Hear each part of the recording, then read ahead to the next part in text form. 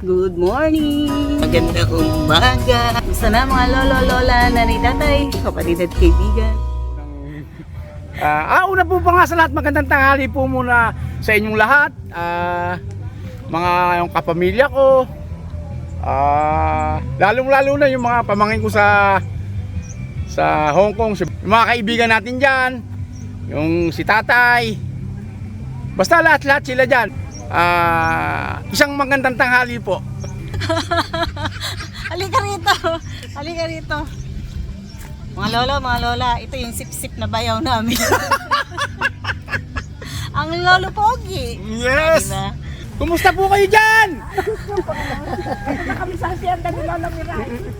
So today, makikita nyo ang Lola Miray na kusinera. So at ito yung ating mestra. Tuturuan ng Lola Miray kung paano magluto. Pero maniwala kayo o sa hindi, tinuruan ko lang magluto yan. Yeah! O, diba? So, ito ang ating mga lulutuin.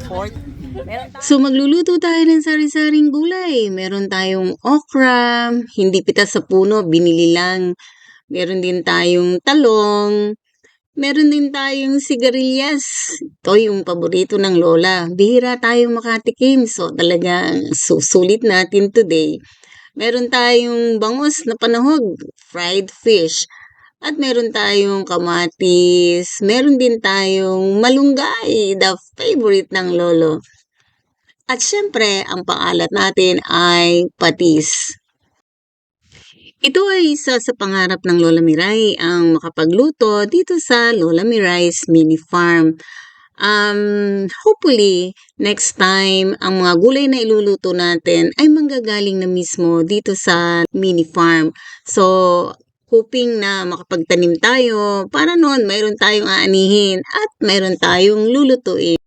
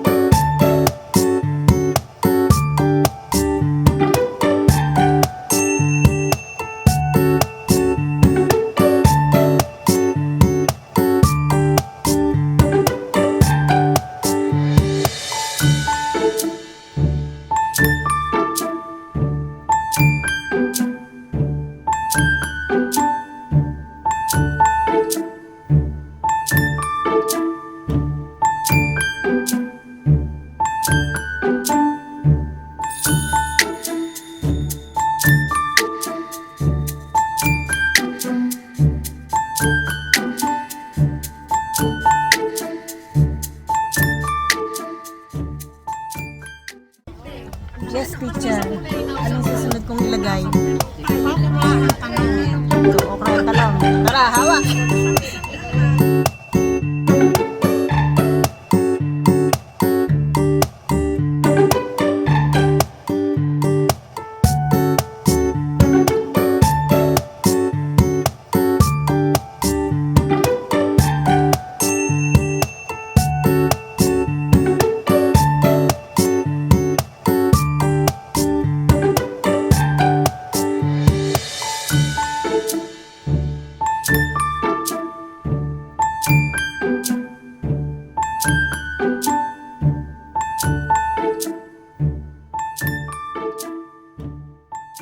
Naalala ko nung kabataan namin, ganyan-ganyan.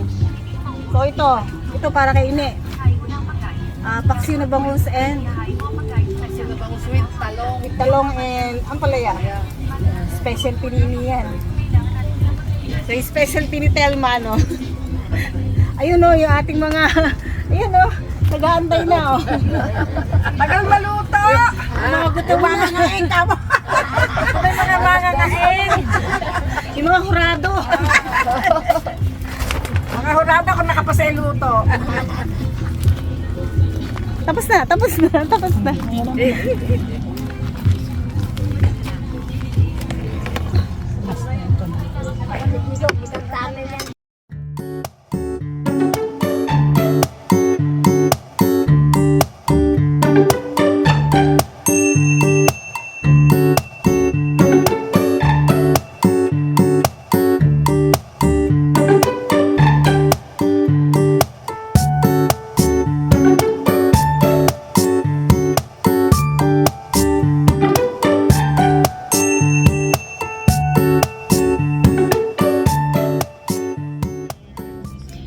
pinapangarap ng Lola Miray na magkaroon ng farm na self-sufficient. Merong gusto mo ng sibuyas, gusto mo ng luya, gusto mo ng bawang, lalabas ka lang ng kubo mo, bubunot ka, biola, andyan na. Yun ang gusto ng Lola. Napakasaya.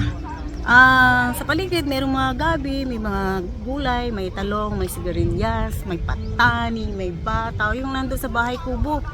Gusto ng Lola Miray ang ganun sa kapaligiran ng Lola Miray's mini farm. Ilang panahon na lang, alam ko matutupad yon. So nag-uumpisa na tayo. Gustong gusto ko talaga yon. Sana si Lord pagbigyan ng gusto ang hiling ng Lola Miray.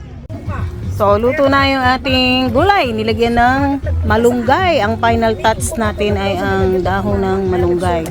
So it seems yummy yummy. At luto na rin ang ating paksiw. At mayroon tayong saging na saba. Yan ang ating dessert. Ang nilagang saging na saba. So tara, kain na tayo sa Lola Miray's mini farm.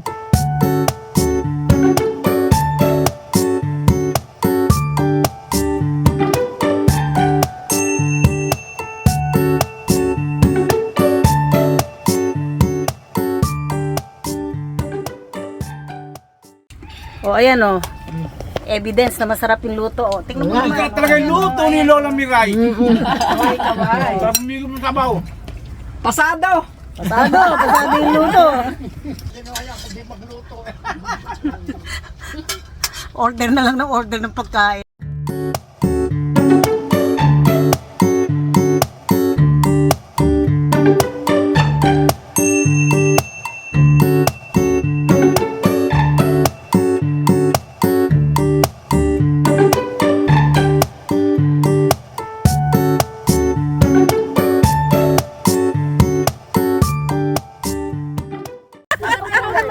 O, ayan na. O, Dad, ayan na. Pinamigay na. Maraming po salamat sa Salamat! Salamat sa Aguinaldo! Sana tayo huwag tayong magkakasakit lahat. Good health for everyone. Yes! Salamat! Merry Christmas! Salamat Hong Kong family!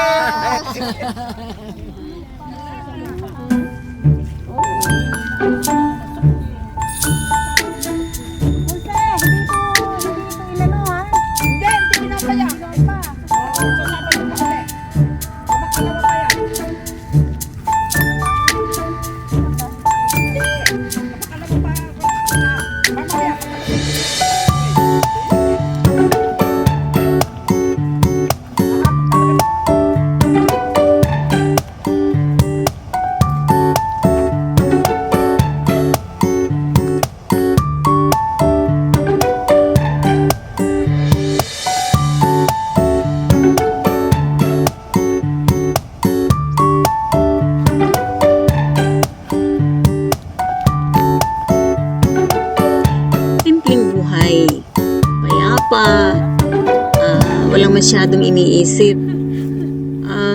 Yan yung isa sa siguro pag tumatanda tulad ng Lola Miray, yan yung pinapangarap na buhay na paminsan-minsan hindi man sa lahat ng pagkakataon yung nandito ka sa farm, nandito ka yung namimitas-mitas lang ng kalamansi or later on mamimitas ng prutas at ng gulay. Siguro magiging napakasaya ng Lola Miray, especially kung kasama ang mga apo. Yung makikita ko umaakyat-akyat sa puno, yung namimitas ng chiko, namimitas ng mangga, namimitas ng siniguelas at mga iba pang prutas dito sa mini farm. So mga lola, I hope na sinamahan ninyong muli ang Lola Miray for today. Simpleng buhay, simpleng pangarap na I hope na unti-unti tinutupad ng ating Panginoon. So everyone, ingat-ingat and lagi nating iisipin na maging masaya, palakasin ang ating katawan at laging magtiwala sa ating Panginoon. Hanggang dito na lamang and God bless everyone. Bye!